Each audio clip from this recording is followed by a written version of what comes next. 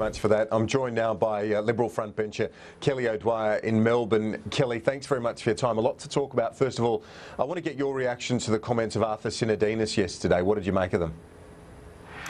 Well, you know, hold the front page, but I fully and strongly support the Prime Minister, and I'm not going to get into a commentary on my colleagues and the discussions and comments that they have made publicly. I respect my colleagues. My colleagues are very valued members of our team.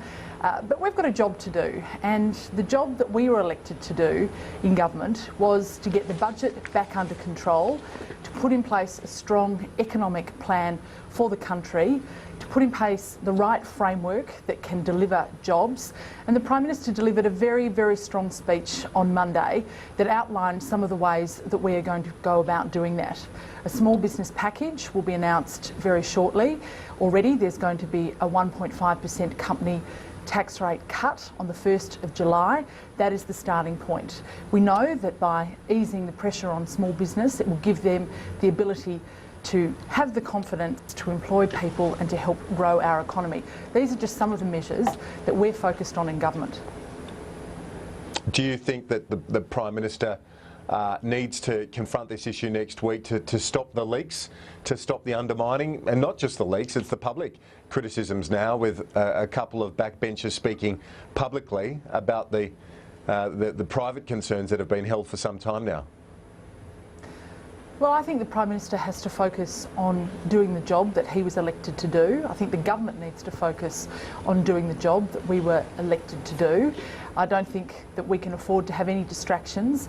We face a global economic environment that is increasingly uncertain. We have seen commodity prices fall.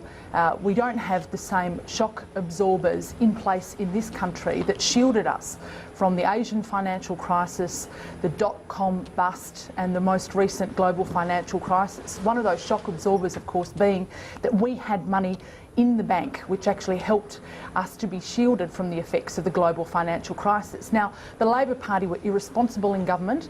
Not only did they spend the money that was there, but they spent into the future as well. And we have a huge debt problem now. A debt problem. We'll get to that. I do want to ask you about that in a moment, but do you think that there should be, is there any likelihood that there will be a spill next week, given the public criticisms of the Prime Minister from some backbenchers publicly and privately?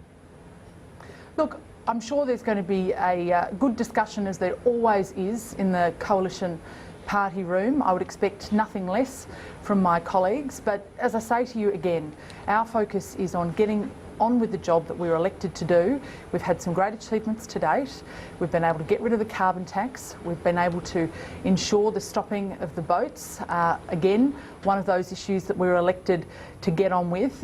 An issue as well that not only costs lives, but cost the budget over $11.7 billion in blowouts when more than 50,000 people arrived. And I can go on with the list. And you support the PM? Chance.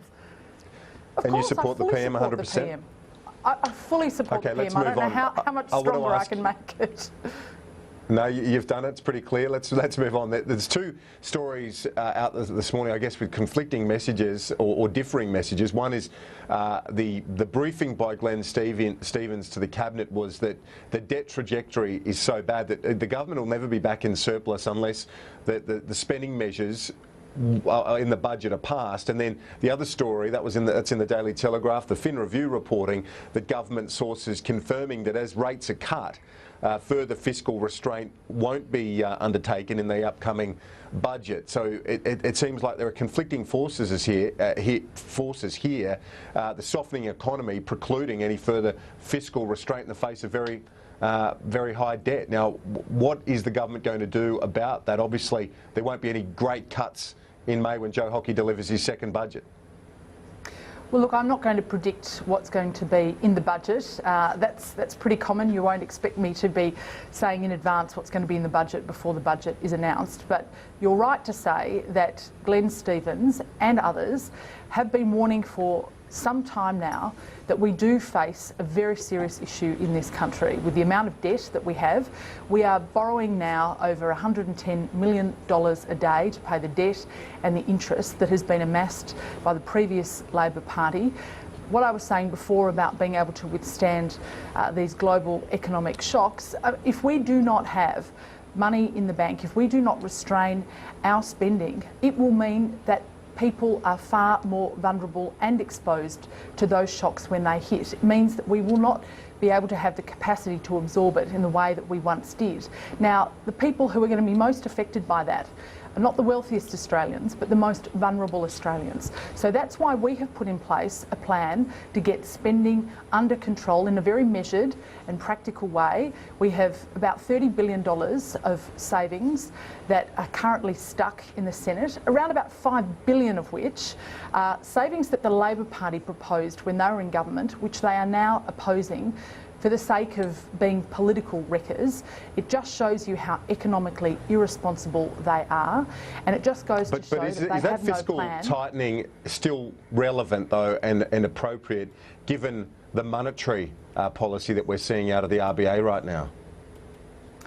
Well, it's appropriate to undergo the structural reform that we need to in order to get our budget back under control. Now that's actually over the medium to long term. The measures that we have put in place are cutting the growth in spending over the medium and long term. These are not measures that are particularly severe, and they're not my words.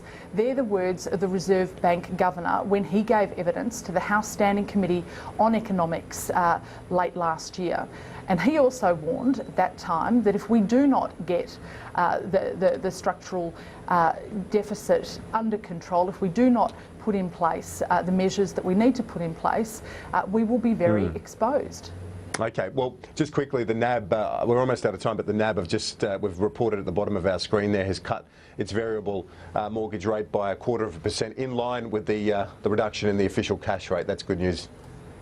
That's always good news. That's good news for those people who have got home loans, and I'm sure will be very welcome news. Parliamentary Secretary to the Treasurer, Kelly O'Dwyer, thanks. We'll chat to you soon. Speak soon. A quick break. Back in just a moment with Jim Chalmers.